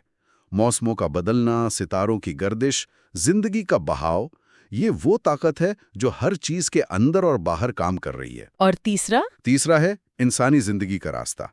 ये वो रास्ता है जब हमारी जिंदगी कायनात के इस बहाव से हम आहंग हो जाए, जब हम फितरत से लड़ने की बजाय उसके साथ बहना सीख लें। अच्छा, किताब में ताओ मत की 3 किस्मों का भी जिक्र है। ये तकसीम ते यानी ताकत के तसव्वुर पर है। ये थोड़ा पेचीदा लगता है। इसे ऐसे समझते हैं, ताओ मत वो दरिया है और ते वो ताकत है जो इस दरिया के बहाव से पैदा होती है। ठीक है। सवाल ये है कि इस ताकत का क्या किया जाए। इसी सवाल के जवाब में 3 धारे निकले। पहला है फिलॉसफियाना ताओमत। ये दानिश्वरों और फनकारों का रास्ता है। इनका मकसद अपनी ताकत को समझदारी से इस्तेमाल करना और जाया होने से बचाना है। और दूसरा है ताकत बढ़ाने वाला ताओमत। ये लोग अपनी तय को बढ़ाना चाहते हैं। वो ची यानी जिंदगी की तवानाई को बढ़ाने पर काम करते हैं। अच्छा। इसमें सांस की मशकें, जड़ी बूटियां और ताई ची जैसी वर्जिशें शामिल हैं। एक मिनट, ये तो आजकल के बायो हैकिंग या वेलनेस के रुझान जैसा नहीं लग रहा? अपनी तवानाई को बेहतर बनाने पर तवज्जो देना। बेहतरीन मिसाल, आपने बिल्कुल सही पकड़ा। और तीसरी किस्म है मजहबी ताओमत। ये आम लोगों के लिए है? जी, जो आम लोगों के लिए है। इसमें पुजारी, मंदिर और रसूमात शामिल हैं ताकि आम लोग भी कायनात की इस अजीम ताकत से मदद हासिल कर सकें। ये बहुत दिलचस्प है कि एक ही फलसफा इतना लचकदार है। अच्छा, फिलॉसफियाना ताओमत के मरकजी तसव्वुर वू वे पर वापस आते हैं। माखिद इसे तख्लीकी खामोशी कहता है। इसका क्या मतलब है? वू वे का लफ्जी मतलब है अदम अमल, लेकिन इसका ये मतलब नहीं कि कुछ ना किया जाए। अच्छा। इसका असल मतलब है बगैर कोशिश के अमल, यानी ऐसा काम जो फितरी बहाव के साथ हो, मुजाहमत के बगैर। तो क्या ये वैसा ही है जैसे कोई खिलाड़ी इन द जोन होता है, जब वो सोच नहीं रहा होता, बस उसका जिस्म खुद ब खुद बेहतरीन चाल चल रहा होता है? बेहतरीन मिसाल, यही वूवी की कैफियत है। मुजाहमत के बगैर फितरत के बहाव के साथ एक होकर काम करना। किताब में शहजादा वेन हुई के बावर्ची की कहानी है। उसका छुरा 19 साल बाद भी नया जैसा था। जब शहजादे ने राज पूछा तो उसने कहा, मैं गोश्त को नहीं काटता, मैं अपनी छुरी को हड्डियों और पट्ठों के दरमियान की खाली जगहों से गुजारता हूँ। मैं बहाव की पैरवी करता हूँ। वाह। और पानी की मिसाल भी तो इसी से जुड़ी है। जी, पानी वूवी की सबसे बड़ी अलामत है। ये दुनिया की सबसे नर्म चीज है, लेकिन ये सख्तरीन चट्टानों को भी काट देती है। सही। ये कभी ऊपर जाने की जिद नहीं करता, हमेशा सबसे नीची जगह तलाश करता है और हर बर्तन की शक्ल इख्तियार कर लेता है। ताओ ते चंग कहती है, सबसे बड़ी अच्छाई पानी की तरह है। इस फलसफे से एक और बड़ा तस्वुर यिन और यांग का निकलता है। वो किसान की कहानी तो जहन में रह जाने वाली है, जो बताती है कि क्या अच्छा है और क्या बुरा, ये जानना कितना मुश्किल है। बिल्कुल। इस किसान का घोड़ा भाग जाता है, गांव वाले अफसोस करते हैं। वो कहता है, कौन जाने। अगले दिन घोड़ा कई जंगली घोड़ों के साथ वापस आ जाता है, सब मुबारकबाद देते हैं। वो फिर कहता है, कौन जाने। और फिर उसका बेटा गिर जाता है। जी, उसका बेटा एक घोड़े से गिरकर टांग तोड़वा लेता है। लोग फिर अफसोस करते हैं और अगले ही दिन फौज भर्ती के लिए आती है, लेकिन उसके लंगड़े बेटे को छोड़ जाती है। ये कहानी तो आज की दुनिया के लिए भी एक सबक है, जहां हम हर छोटी बात पर फौरन खुश या दुखी हो जाते हैं। यही ताओमत का नुक्ता नजर है। हर चीज अपने मुखालिफ में बदल जाती है, इसीलिए मौत भी जिंदगी के चक्कर का एक हिस्सा है। जी, एक कुदरती हिस्सा है। جب مفکر چوانگ زو کی بیوی کا انتقال ہوا تو اس کا دوست تعزیت کے لیے آیا۔ اس نے دیکھا کہ چوانگ زو زمین پر بیٹھ کر ایک برتن بجا رہا ہے اور گا رہا ہے۔ ایک منٹ، یہ بات ہضم کرنا تھوڑا مشکل ہے۔ ایک عام انسان کے لیے تو یہ بہت بے حسی لگے گی۔ دوست نے بھی یہی کہا۔ تو چوانگ زو نے جواب دیا، جب وہ مری تو میں بھی رویا، لیکن پھر میں نے سوچا کہ وہ بھی موسموں کی طرح ایک حالت سے دوسری حالت میں چلی گئی ہے۔ وہ کائنات میں سکون سے سو رہی ہے۔ اگر میں اس کے لیے روتا رہوں تو اس کا مطلب ہوگا کہ میں کائنات کے نظام کو نہیں سمجھتا۔ واقعی بہت مختلف نقطۂ نظر ہے۔ تو تعامت کی اس دنیا میں ہم نے دیکھا کہ حتمی حقیقت ایک بے نام غیر شخصی کائناتی بہاؤ ہے۔ جی، اب ہم ایک ایسی روایت کی طرف جا رہے ہیں جہاں حتمی حقیقت انتہائی شخصی ہے، ایک خدا جو بولتا ہے، ہدایت دیتا ہے اور جس کی مرضی کے سامنے سر جھکانا ہی نجات ہے۔ یہ ایک بہت بڑا نظریاتی شفٹ ہے۔ آئیے باب 6 اسلام کی دنیا میں قدم رکھتے ہیں۔ بالکل۔ ماخذ کہتا ہے کہ مغرب کے لیے اکثر اسلام کو سمجھنا سب سے مشکل ہوتا ہے، حالانکہ یہ جغرافیائی اور نظریاتی طور پر ان کے بہت قریب ہے۔ سر جھکانے سے ملتا ہے۔ ایک دلچسپ بات جو کتاب بتاتی ہے وہ یہ کہ اسلامی روایت کے مطابق یہ مذہب حضرت محمد صلی اللہ علیہ وسلم سے شروع نہیں ہوتا۔ جی، یہ ایک عام غلط فہمی ہے۔ مسلمانوں کے نزدیک یہ دین خدا سے شروع ہوتا ہے اور آدم، نوح اور دوسرے نبیوں سے ہوتا ہوا حضرت ابراہیم تک پہنچتا ہے۔ صحیح۔ ان کے 2 بیٹے تھے، اسماعیل علیہ السلام جن کی نسل سے عرب اور حضرت محمد صلی اللہ علیہ وسلم آئے، اور اسحاق علیہ السلام جن کی نسل سے بنی اسرائیل کے نبی آئے۔ اور پھر ہم حضرت محمد صلی اللہ علیہ وسلم تک پہنچتے ہیں جنہیں خاتم النبیین یعنی نبیوں کی مہر کہا جاتا ہے۔ جی، آپ کی پیدائش 570 عیسوی میں مکہ کے معزز قبیلے قریش میں ہوئی۔ آپ بچپن میں ہی یتیم ہو گئے، لیکن اپنی غیر معمولی ایمانداری کی وجہ سے جوانی میں ہی صادق اور امین کے القابات سے مشہور ہوئے۔ آپ نے کامیاب تاجر خاتون حضرت خدیجہ رضی اللہ تعالی عنہا سے شادی کی، جو بعد میں آپ کے پیغام پر سب سے پہلے ایمان لائیں اور آپ کی سب سے بڑی حمایتی بنی۔ وہی 40 سال کی عمر میں آپ اکثر مکہ کے قریب ایک پہاڑی غار ہرا میں غور و فکر کے لیے جاتے۔ وہیں ایک رات، جسے شب قدر یعنی طاقت کی رات کہا جاتا ہے، فرشتہ جبرائیل ظاہر ہوئے اور کہا، پڑھو۔ آپ نے کہا کہ میں پڑھا لکھا ہوا نہیں ہوں۔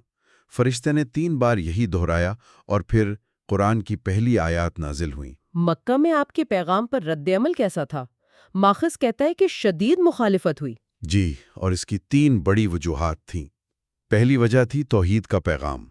اس نے مکہ کے 360 بتوں اور کعبہ سے جڑی معیشت کو براہ راست چیلنج کیا۔ اچھا، تو معاشی پہلو بھی تھا؟ بالکل۔ دوسری وجہ آپ کی اخلاقی تعلیمات تھیں، جنہوں نے اس وقت کی شراب نوشی، جوئے اور بے راہ روی کو چیلنج کیا۔ اور تیسری اور شاید سب سے بڑی وجہ سماجی مساوات کا پیغام تھا۔ آپ نے کہا کہ خدا کی نظر میں تمام انسان برابر ہیں، چاہے وہ امیر ہوں یا غریب، سردار ہوں یا غلام۔ اس نے تو پورے نظام کو چیلنج کر دیا ہوگا۔ جی، اس نے مکہ کے طبقاتی نظام کی بنیادیں ہلا دیں۔ اسی لیے مسلمانوں پر شدید ظلم کیا گیا، لیکن وہ ثابت قدم رہے۔ بالکل ثابت قدم رہے۔ اور اسی ظلم کے نتیجے میں ہجرت کا واقعہ پیش آیا، جو اسلامی کیلنڈر کا نقطۂ آغاز ہے۔ جی، 622 عیسوی میں آپ نے اپنے پیروکاروں کے ساتھ مکہ سے مدینہ ہجرت کی، اور یہ صرف ایک جگہ سے دوسری جگہ جانا نہیں تھا۔ یہ ایک بہت بڑی تبدیلی تھی۔ بہت بڑی تبدیلی تھی۔ مدینہ میں آپ کا کردار صرف ایک نبی کا نہیں رہا، بلکہ آپ ایک مدبر، ایک قانون ساز اور ایک ریاست کے سربراہ بن گئے۔ کئی سالوں کی کشمکش اور جنگوں کے بعد آپ فاتح بن کر مکہ واپس لوٹے۔ اور آپ نے اپنے دشمنوں سے بدلہ نہیں لیا؟ نہیں، آپ نے ان سب کو معاف کر دیا جنہوں نے آپ پر ظلم کیا تھا۔ یہ ایک بے مثال واقعہ تھا۔ 632 عیسوی میں آپ کی وفات تک تقریباً پورا جزیرہ نما عرب اسلام قبول کر چکا تھا۔ کتاب قرآن کو کھڑا معجزہ کہتی ہے۔ یہ ایک بہت طاقتور جملہ ہے۔ اس کا کیا مطلب ہے؟ مسلمانوں کے نزدیک قرآن خدا کا براہ راست کلام ہے، جو 23 سال کے عرصے میں نازل ہوا۔ اسے کھڑا معجزہ اس لیے کہا جاتا ہے کیونکہ دوسرے نبیوں کے معجزات ان کی زندگی تک محدود تھے۔ لیکن قرآن آج بھی موجود ہے؟ جی، قرآن آج بھی اسی شکل میں موجود ہے، اور معجزہ اس لیے بھی کہ حضرت محمد صلی اللہ علیہ وسلم امی تھے، یعنی پڑھے لکھے نہیں تھے۔ اس کے باوجود قرآن کی زبان اور فصاحت کو عربی ادب کا شاہکار مانا جاتا ہے۔ کتاب یہ بھی کہتی ہے کہ باہر والوں کے لیے اسے پڑھنا مشکل ہو سکتا ہے۔ جی، کیونکہ یہ تاریخی ترتیب میں نہیں ہے، اس کا انداز بھی منفرد ہے۔ اس میں خدا اکثر پہلا شخص یعنی میں یا ہم کے صیغے میں بات کرتا ہے، اور اس کا زور کہانیوں سے زیادہ عقیدے اور ہدایت پر ہے۔ اچھا، تو ان تعلیمات کے پیچھے بنیادی عقائد کیا ہیں؟ مطلب اسلام خدا، کائنات اور انسان کے بارے میں کیا سوچتا ہے؟ ماخذ 4 بنیادی تصورات بیان کرتا ہے۔ پہلا ہے خدا، اللہ۔ وہ ایک ہے، اس کا کوئی جسم نہیں، وہ ہر جگہ موجود اور ہر چیز پر قادر ہے۔ لیکن ساتھ ہی وہ بے حد رحم کرنے والا اور مہربان ہے۔ دوسرا تصور ہے تخلیق۔ یہ کائنات خدا نے بنائی ہے، اس لیے یہ حقیقی، اچھی اور بامقصد ہے۔ ٹھیک ہے۔ تیسرا ہے انسانی نفس، انسان کی فطرت، جسے فطرت کہتے ہیں، بنیادی طور پر اچھی ہے۔ اور چوتھا ہے یوم حساب، جہاں ہر شخص کو اپنے اعمال کا جواب دینا ہوگا۔ یہ تو ہوئے نظریات۔ جی اب عملی پہلو کی بات کرتے ہیں۔ اسلام کے 5 ستون، جی یہ وہ اعمال ہیں جو ہر مسلمان پر فرض ہیں۔ جی پہلا ہے شہادت، یعنی اس بات کا اقرار کہ اللہ کے سوا کوئی معبود نہیں اور محمد صلی اللہ علیہ وسلم اللہ کے رسول ہیں۔ دوسرا ہے نماز، دن میں 5 بار۔ تیسرا ہے زکوٰۃ، یعنی اپنی دولت کا 2.5% غریبوں میں تقسیم کرنا۔ چوتھا روزہ، رمضان کے مہینے میں، جو ضبط نفس سکھاتا ہے۔ جی ضبط نفس اور ہمدردی۔ اور پانچواں ہے حج، زندگی میں ایک بار مکہ کا سفر، جو مساوات کی علامت ہے۔ اور اسلام کی سماجی تعلیمات کے بارے میں ماخذ کیا کہتا ہے؟ مثلا معیشت یا خواتین کے حقوق پر؟ کتاب 4 شعبوں پر روشنی ڈالتی ہے۔ معاشیات میں سود کو منع کیا گیا ہے، وراثت میں بیٹیوں سمیت تمام وارثوں کا حصہ مقرر ہے۔ خواتین کے مقام پر ماخذ کہتا ہے کہ اسلام نے اس وقت کے عرب معاشرے میں عورتوں کے حقوق میں انقلابی بہتری کی۔ اچھا۔ جیسے بچیوں کو زندہ دفن کرنے پر پابندی، وراثت میں حق اور شادی میں عورت کی رضامندی کو لازمی قرار دینا۔ اور جہاد کے بارے میں کیا؟ یہ ایک ایسا لفظ ہے جسے اکثر غلط سمجھا جاتا ہے۔ ماخذ واضح کرتا ہے کہ اسلام امن کا مذہب ہے، لیکن ظلم کے خلاف اپنے دفاع کی اجازت دیتا ہے۔ جہاد کا اصل مطلب جدوجہد ہے، اور جنگ کی صورت میں اس کا اطلاق صرف ایک منصفانہ اور دفاعی جنگ پر ہوتا ہے۔ کتاب قرآن کی اس آیت کا حوالہ دیتی ہے کہ دین میں کوئی جبر نہیں ہے۔ باب کے آخر میں صوفیزم کا ذکر ہے۔ یہ اسلام کا کون سا پہلو ہے؟ صوفیزم اسلام کی باطنی یا روحانی جہت ہے۔ صوفی کا لفظ صوف یعنی اون سے نکلا ہے، کیونکہ ابتدائی صوفی سادگی کی علامت کے طور پر اون کے کپڑے پہنتے تھے۔ تو یہ ایک ذاتی اور روحانی سفر ہے۔ بالکل، ان کا مقصد قوانین پر عمل کرنے سے ایک قدم آگے جا کر اسی زندگی میں خدا کا براہ راست ذاتی تجربہ کرنا ہے۔ اس کے کئی راستے ہیں۔ محبت کا راستہ، جیسا کہ رومی جیسے شاعروں نے دکھایا۔ ان سب کا مرکزی تصور فنا ہے، یعنی اپنی چھوٹی میں کو ختم کر کے حتمی حقیقت یعنی خدا میں گم ہو جانا۔ کتاب میں اس کی ایک خوبصورت مثال دی گئی ہے، ریت کی کہانی۔ جی، ایک ندی بہتی ہوئی صحرا تک پہنچتی ہے اور اسے پار کرنا چاہتی ہے، لیکن جیسے ہی وہ کوشش کرتی ہے، ریت اسے جذب کر لیتی ہے۔ اچھا۔ تب ہوا کی ایک آواز آتی ہے، تم خود کو میرے سپرد کر دو۔ ندی ڈرتی ہے کہ اس طرح تو اس کا وجود ہی ختم ہو جائے گا، لیکن کوئی اور راستہ نہ پا کر وہ مان جاتی ہے۔ ہوا اسے بخارات بنا کر اٹھا لیتی ہے، صحرا کے اوپر سے لے جاتی ہے اور دوسری طرف پہاڑوں پر بارش بن کر برسا دیتی ہے۔ وہاں وہ دوبارہ ایک ندی بن جاتی ہے، پہلے سے بھی زیادہ بڑی اور طاقتور۔ واہ، یہ تو فنا کے تصور کو سمجھانے کا ایک بہترین طریقہ ہے، اپنی انفرادیت کو ایک بڑی حقیقت میں ضم کر دینا۔ جی، تو آج ہم نے تاؤ مت کی کائناتی بہاؤ اور اسلام کی خدائی مرضی کے سامنے سر تسلیم خم کرنے کے نظریات کا جائزہ لیا۔ 2 راستے جو بظاہر بہت مختلف ہیں، لیکن دونوں ہی انسان کو اپنی ذات سے بالاتر ایک حقیقت سے جوڑنے کی بات کرتے ہیں۔ اور ایک آخری سوچ، ماخذ تعامت کے ووے کو ایک فطری قوت کے ساتھ ہم آہنگ ہونے والے عمل کے طور پر پیش کرتا ہے، اور اسلام کے بنیادی اصول کو ایک اعلیٰ ہستی کے سامنے سر تسلیم خم کرنے کے طور پر۔ غور کرنے کے لیے ایک سوال یہ ہے کہ زندگی کے عملی لمحات میں کائناتی بہاؤ میں بہہ جانے کا تجربہ اور ایک اعلیٰ مرضی کے سامنے سر تسلیم خم کرنے کا تجربہ، کیا یہ دونوں تجربات اندرونی طور پر ایک جیسے محسوس ہونا شروع ہو سکتے ہیں؟ ہم باب 7 سے شروع کرتے ہیں جو یہودیت کے بارے میں ہے۔ ٹھیک ہے۔ مصنف ایک بہت بنیادی سوال سے شروع کرتا ہے کہ ایک چھوٹی سی خانہ بدوش قوم جو بڑی بڑی سلطنتوں سے گھری ہوئی تھی، اس نے دنیا پر اتنا گہرا اور دیرپا اثر آخر ڈاڑا کیسے؟ اور یہی اس باب کا مرکزی نقطہ ہے۔ مصنف کہتی ہیں کہ ان کی کوئی بڑی فوجی طاقت تھی نہیں، نہ کوئی وسیع سلطنت۔ ان کی اصل طاقت تھی معنی کی تلاش کا جذبہ۔ معنی کی تلاش کا جذبہ۔ جی، وہ ہر چیز میں گہرا مطلب تلاش کر رہے تھے، اور اسی تلاش نے پہلے ان کے اور پھر پوری مغربی دنیا کے سوچنے کا انداز ہی بدل دیا۔ ٹھیک ہے، تو یہ معنی کی تلاش کہاں سے شروع ہوئی؟ کتاب کا پہلا حصہ ہے خدا میں معنی۔ یہ توحید یعنی ایک خدا کے تصور کے بارے میں ہے، لیکن یہ خیال اس وقت اتنا انقلابی کیوں تھا؟ دیکھیں، وہ اس لیے کہ اس وقت کی دنیا میں ہر طرف شرک کا دورہ تھا۔ اچھا۔ مصری، بابلی، یونانی، یہ سب فطرت کی مختلف طاقتوں کو الگ الگ دیوتا مانتے تھے۔ دریا کا دیوتا، طوفان کا دیوتا، محبت کی دیوی وغیرہ۔ صحیح۔ یہودی فکر نے کہا کہ نہیں، یہ سب طاقتیں ایک ہی ذات کے کنٹرول میں ہیں۔ زبور 19 کی آیت ہے، آسمان خدا کے جلال کا اعلان کرتا ہے۔ اس ایک خیال نے کائنات کو افراتفری سے نکال کر ایک منظم اور بامقصد نظام کے طور پر پیش کر دیا۔ اور کتاب یہ بھی کہتی ہے کہ یہ صرف ایک خدا نہیں تھا، بلکہ اس خدا کا ایک کردار بھی تھا۔ وہ اولمپیا کے دیوتاؤں جیسا نہیں تھا جو آپس میں سازشیں کرتے رہتے تھے اور انسانوں سے لاتعلق تھے۔ بالکل، یہ ایک بہت بڑا فرق ہے۔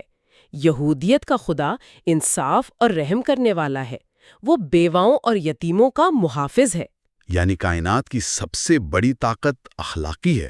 جی، اس ایک تصور نے مغرب میں اخلاقیات کی بنیاد رکھ دی کہ صحیح اور غلط کا پیمانہ کوئی ذاتی خواہش نہیں بلکہ ایک آفاقی اصول ہے۔ اچھا، تو اگر خدا ایک ہے اور انصاف پسند ہے تو پھر اس نے جو دنیا بنائی اس کی نوعیت کیا تھی؟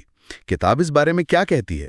یہاں ہم تخلیق میں ماننے والے حصے پر آ رہے ہیں۔ کتاب پیدائش یعنی جینیسس کی طرف اشارہ کرتی ہے، جہاں خدا ہر چیز بنانے کے بعد کہتا ہے کہ یہ بہت اچھا ہے۔ بہت اچھا ہے۔ جی، اور یہ بہت گہری بات ہے۔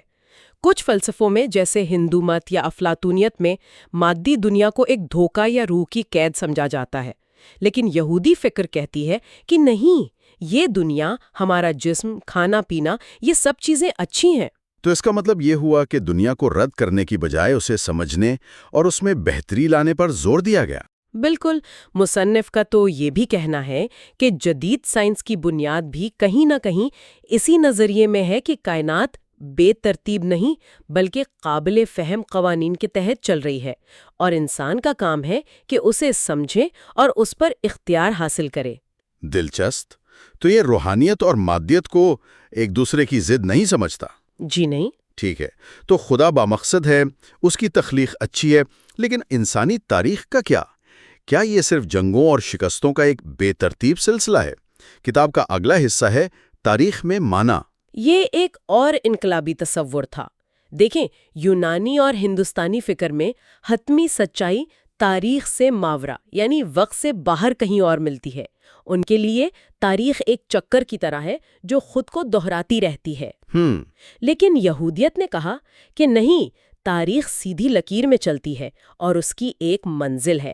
ہر واقعہ، چاہے وہ مصر سے آزادی ہو یا بابل کی قید، وہ بے معنی نہیں ہے۔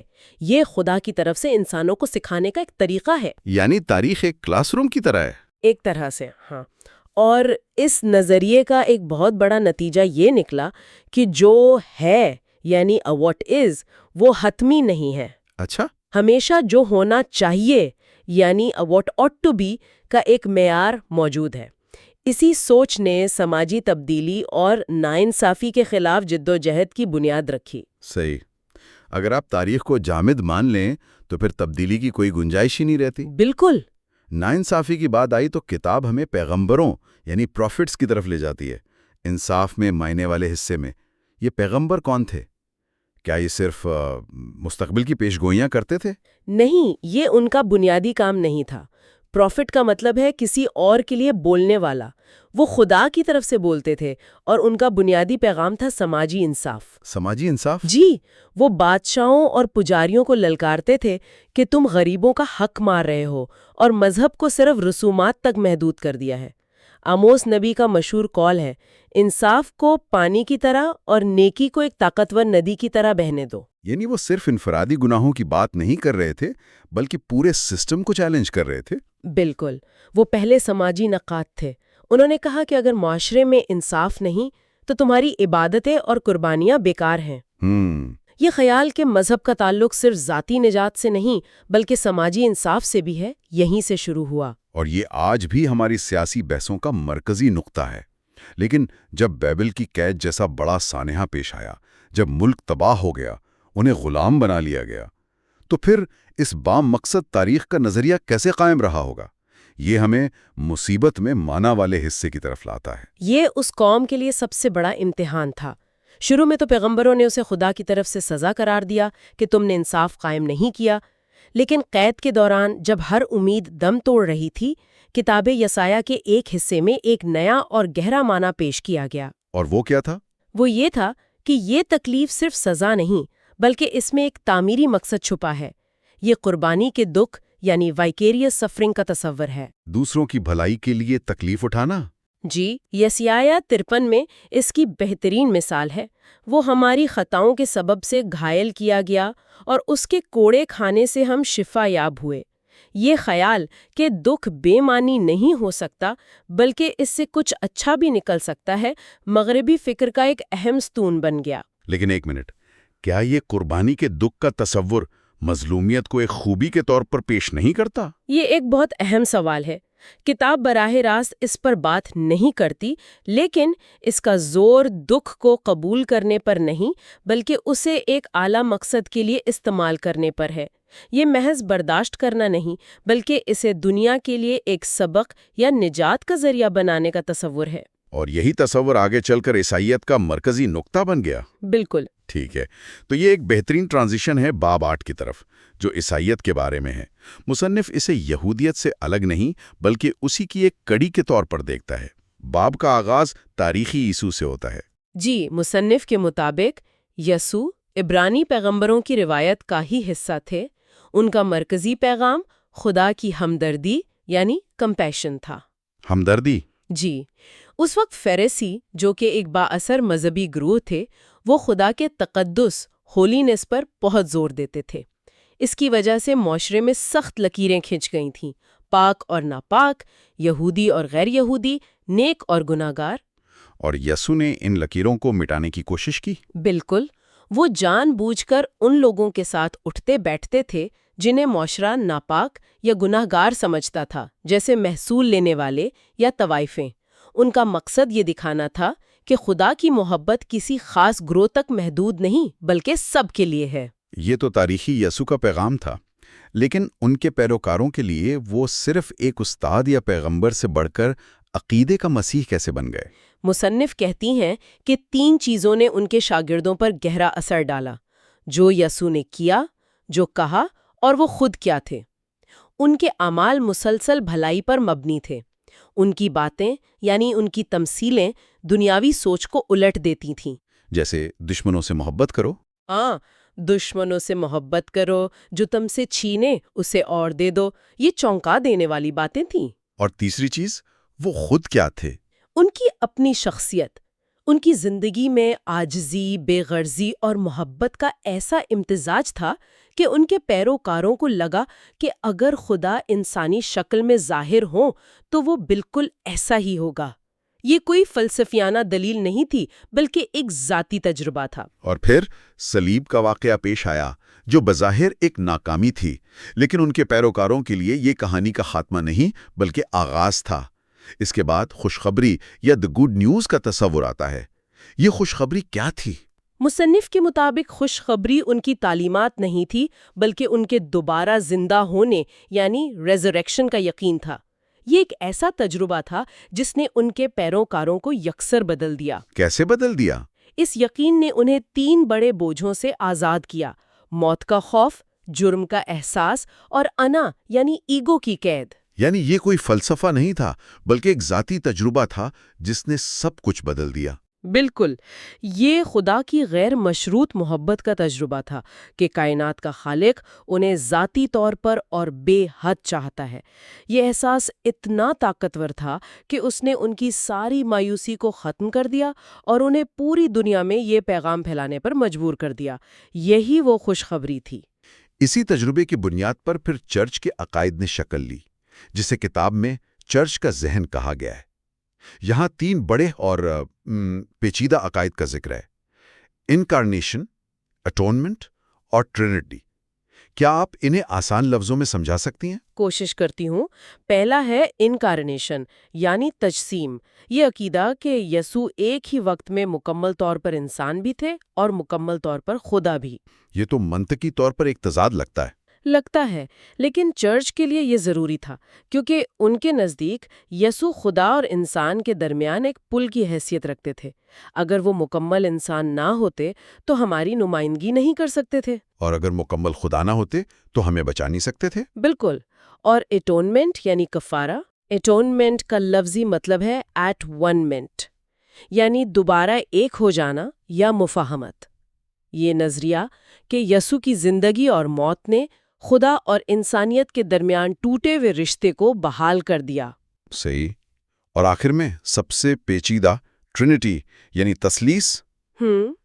یہ عقیدہ کہ خدا ایک ہے لیکن 3 شخصیات یعنی پرسنز میں ظاہر ہوتا ہے: باپ، بیٹا اور روح القدس۔ اچھا۔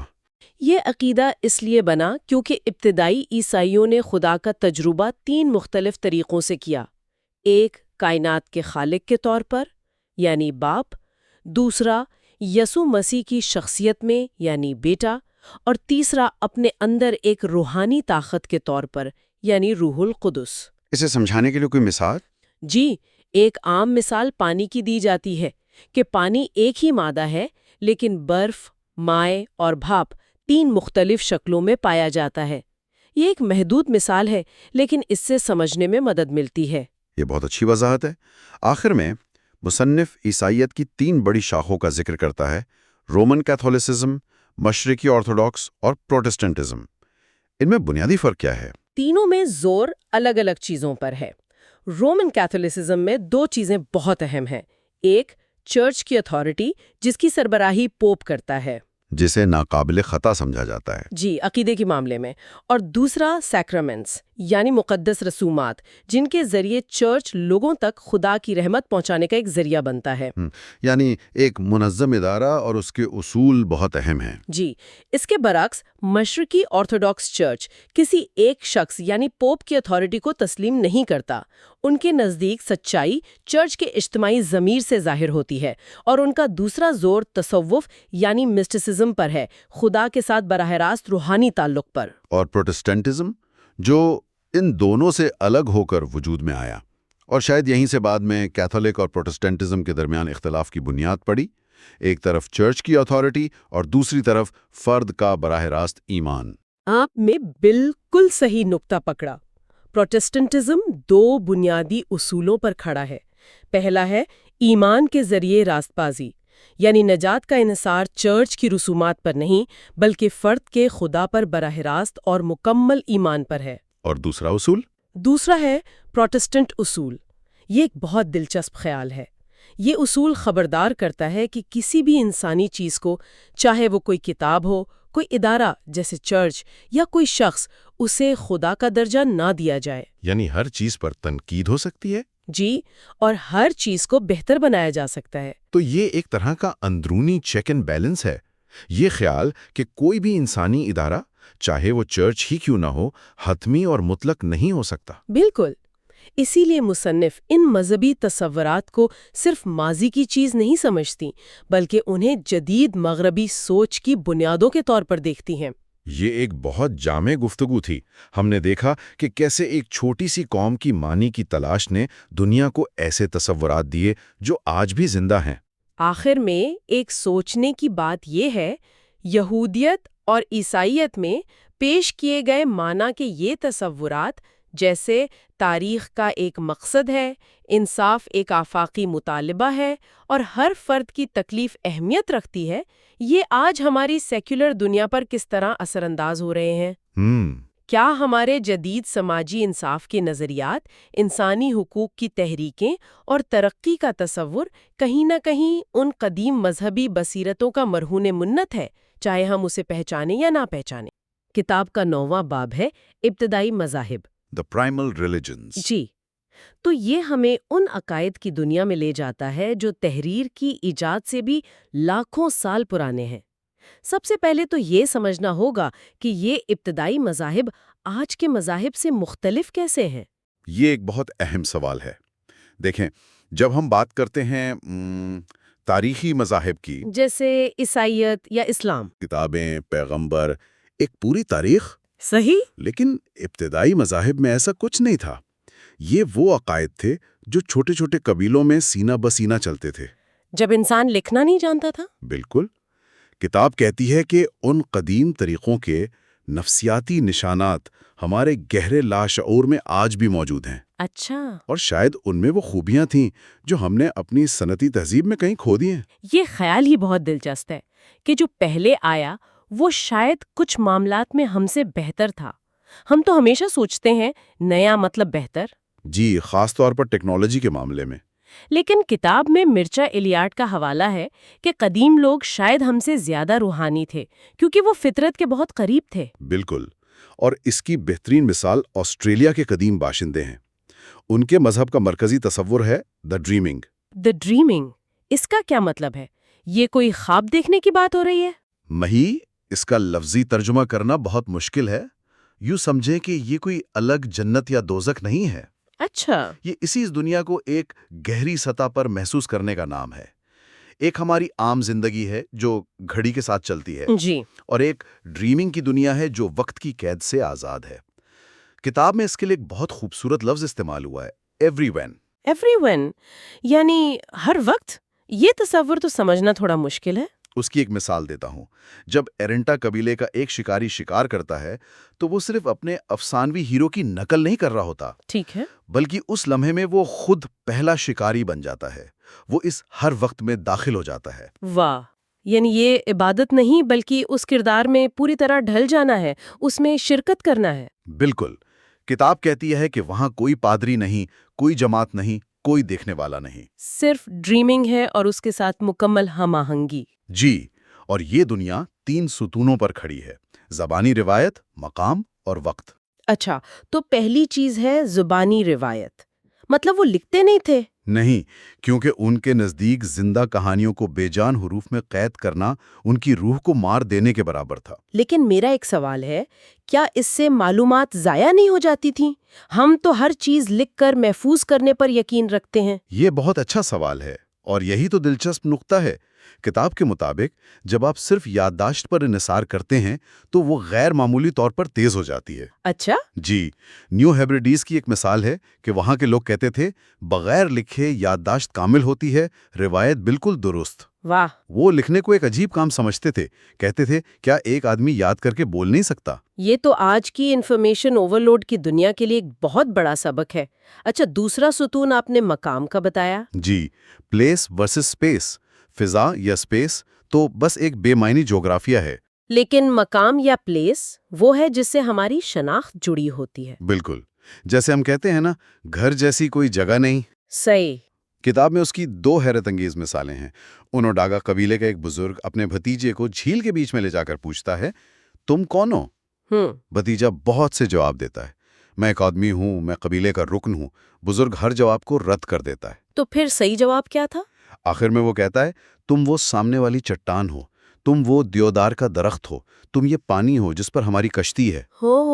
یعنی تم اپنے ماحول سے الگ نہیں ہو، تم خود یہ مقام ہو۔ جی، اور دوسری مثال ایک 50 منٹ لمبی دعا کی ہے جس میں صرف ارد گرد کی ہر چیز کا نام لے کر انہیں تقریب میں شامل ہونے کی دعوت دی جا رہی تھی۔ 50 منٹ صرف نام لے کر؟ جی، پہاڑ، دریا، درخت، پتھر، جانور، سب کو۔ یہ تو گہرا تعلق ہے۔ اور تیسرا ستون تھا وقت۔ آپ نے کہا کہ ان کا وقت کا تصور سیدھا نہیں بلکہ چکر والا ہے۔ جی، ان کے لیے وقت ایک سیدھی سڑک کی طرح نہیں جس پر ہم آگے بڑھتے ہیں، یہ ایک جھیل کی طرح ہے جہاں ہر لمحہ ایک ساتھ موجود ہے۔ مطلب ماضی، حال، مستقبل سب ایک ساتھ؟ آغاز میں کامل تھی۔ اسی لیے وہ سالانہ رسومات ادا کرتے ہیں تاکہ دنیا کو اس کی اصلی پاکیزہ حالت میں بحال کیا جا سکے۔ بالکل، اور اسی لیے وہ اپنے بزرگوں کی اتنی عزت کرتے ہیں کیونکہ وہ انہیں اس خدائی ماخذ کے زیادہ قریب سمجھتے ہیں۔ بلیک ایلک کی وہ بات یاد آ رہی ہے؟ جی، وہ بہت خوبصورت بات ہے۔ وہ اپنی عمر کے آخری حصے میں چھوٹے بچوں سے کہتے تھے، ہم میں بہت کچھ مشترک ہے۔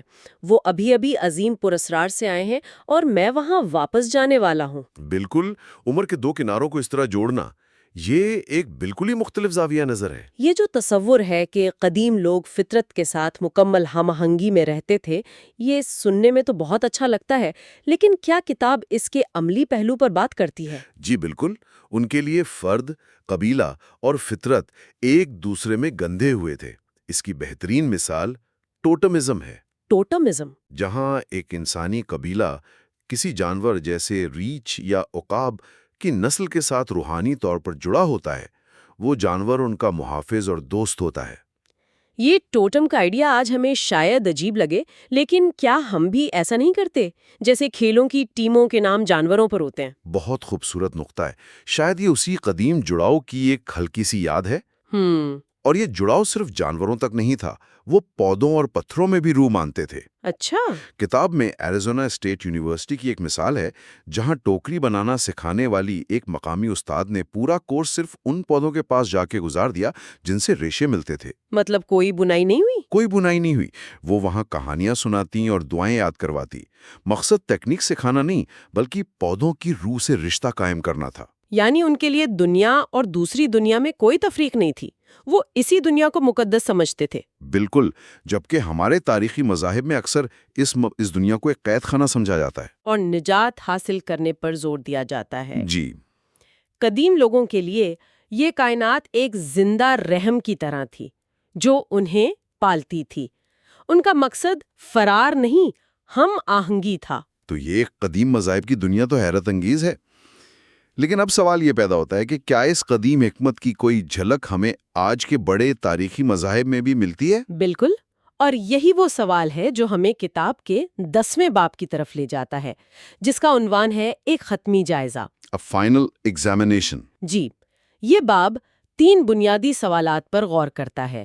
پہلا یہی کہ دنیا کے مذاہب کا آپس میں کیا تعلق ہے؟ اس پر تو صدیوں سے بحث ہو رہی ہے۔ کچھ کہتے ہیں ہمارا مذہب ہی سچا ہے، باقی سب غلط۔ اور کچھ کہتے ہیں سب ایک جیسے ہیں۔ جی، کتاب ان دونوں انتہاؤں کو رد کرتی ہے۔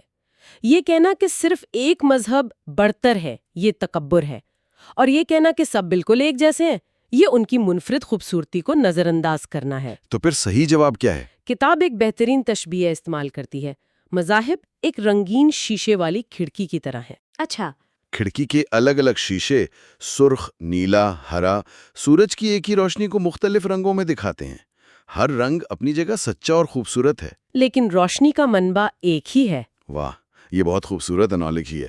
اچھا، دوسرا سوال کیا تھا؟ دوسرا سوال یہ ہے کہ کیا یہ تمام حکمت کی روایات، جیسا کہ کتاب انہیں کہتی ہے، ہمیں کوئی اجتماعی پیغام دیتی ہیں؟ میرا خیال ہے ضرور دیتی ہوں گی۔ بالکل، سائنس ہمیں بتاتی ہے کہ دنیا کیسے کام کرتی ہے، لیکن یہ نہیں بتاتی کہ ہمیں کیوں جینا چاہیے یا کیسے جینا چاہیے۔ یہ کام حکمت کی روایات کا ہے۔ اور وہ ہمیں کیا بتاتی ہیں؟ 3 سطحوں پر۔ پہلی سطح اخلاقیات کی ہے۔ تقریباً تمام مذاہب کچھ بنیادی باتوں پر متفق ہے۔ قتل نہ کرو، چوری نہ کرو، جھوٹ نہ بولو۔ جی، زناکاری سے بچو، یہ انسانی معاشرے کی بنیاد ہیں۔ ہاں، ٹھیک ہے، یہ تو بنیادی باتیں ہیں۔ اس سے گہری سطح پر کیا ہے؟ اس سے گہری سطح پر 3 بنیادی خوبیاں ہیں: عاجزی، خیرات اور سچائی۔ عاجزی، خیرات اور سچائی۔ جی، عاجزی یعنی خود کو دوسروں کے برابر سمجھنا، خیرات یعنی دوسرے کو اپنے برابر سمجھنا، اور سچائی یعنی چیزوں کو ویسا ہی دیکھنا جیسی وہ ہیں۔ یہ تینوں خوبیاں تو آج کی دنیا میں کتنی غیر معمولی لگتی ہیں، خاص طور پر سوشل میڈیا کے دور میں۔ بالکل، اور کتاب کا نقطہ یہ ہے کہ یہ صرف اچھی عادتیں نہیں ہیں، یہ حقیقت کو دیکھنے کا ایک طریقہ ہے۔ اچھا، جب آپ عاجز ہوتے ہیں تو آپ اپنی انا کے فلٹر کے بغیر دنیا کو دیکھتے ہیں، اور تبھی آپ اصل سچائی تک پہنچتے ہیں۔ اور حقیقت کے بارے میں ان کا کیا تصور ہے؟ وہ بتاتی ہیں کہ حقیقت ہماری عام سوچ سے کہیں زیادہ مربوط، بہتر اور پر اسرار ہے۔ کتاب اسے ایک ایسے قالین سے تشبیہ دیتی ہے جسے ہم الٹی طرف سے دیکھ رہے ہیں۔ ہمیں صرف بے ترتیب دھاگے اور الجھی ہوئی گریں نظر آتی ہیں۔ جی، لیکن سیدھی طرف ایک خوبصورت بامانی ڈیزائن ہے۔ یہ بہت امید دلانے والی بات ہے۔ تو اب ہم آخری اور سب سے اہم سوال پر آتے ہیں۔ ایک ایسی دنیا میں جہاں اتنے سارے نظریات ہیں، ہمیں کیسا رویہ اپنانا چاہیے؟ کتاب کا جواب حیرت انگیز طور پر سادہ اور گہرا ہے، صرف ایک لفظ میں: اور وہ کیا ہے؟ سننا۔ لسن۔ صرف سننا؟ اتنی ساری بحث اور فلسفے کے بعد یہ جواب کچھ زیادہ ہی سادہ نہیں لگتا؟ دیکھنے میں سادہ ہے لیکن ہے بہت گہرا۔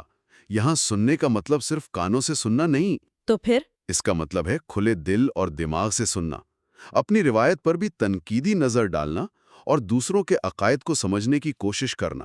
آج کل تو ہر کوئی اپنی بات منوانا چاہتا ہے۔ بالکل، لیکن کتاب کہتی ہے کہ آج ہماری برادری کوئی ایک مذہب یا قوم نہیں بلکہ پوری دنیا ہے، اور جب ہم ایک دوسرے کو سچے دل سے سمجھتے ہیں تو عزت پیدا ہوتی ہے۔ اور عزت سے محبت جنم لیتی ہے۔ جی، اور محبت سے سمجھ بھی پیدا ہوتی ہے۔ یہ دو طرفہ عمل ہے۔ تھامس مارٹن کا ایک قول یاد آ رہا ہے، خدا ہم سے 3 جگہوں پر بات کرتا ہے: مقدس کتابوں میں، ہمارے اپنے باطن میں، اور ایک اجنبی کی آواز میں۔ بالکل، اجنبی کی آواز کو سننا شاید سب سے مشکل اور سب سے ضروری کام ہے۔ تو آج ہم نے قدیم لوگوں کی ڈریمنگ کی پراسرار دنیا سے لے کر تاریخی مذاہب کی اجتماعی حکمت تک کا ایک شاندار سفر طے کیا۔ جی، ہم نے دیکھا کہ کس طرح تمام عظیم مذاہب ہمیں بالآخر عاجزی، محبت اور سچائی کا درس دیتے ہیں۔ اور اس تمام حکمت کا نچوڑ ایک ہی عمل میں ہے: سننا۔ دوسروں کو سمجھنے کے لیے سننا، ان کا احترام کرنے کے لیے سننا، اور ان سے محبت کرنے کے لیے سننا۔ اس گفتگو کو ختم کرتے ہوئے ایک سوچ چھوڑے جاتے ہیں۔ کتاب ہمیں بتاتی ہے کہ ہمیں دوسروں کی بات سننی چاہیے، خاص طور پر اجنبی کی آواز۔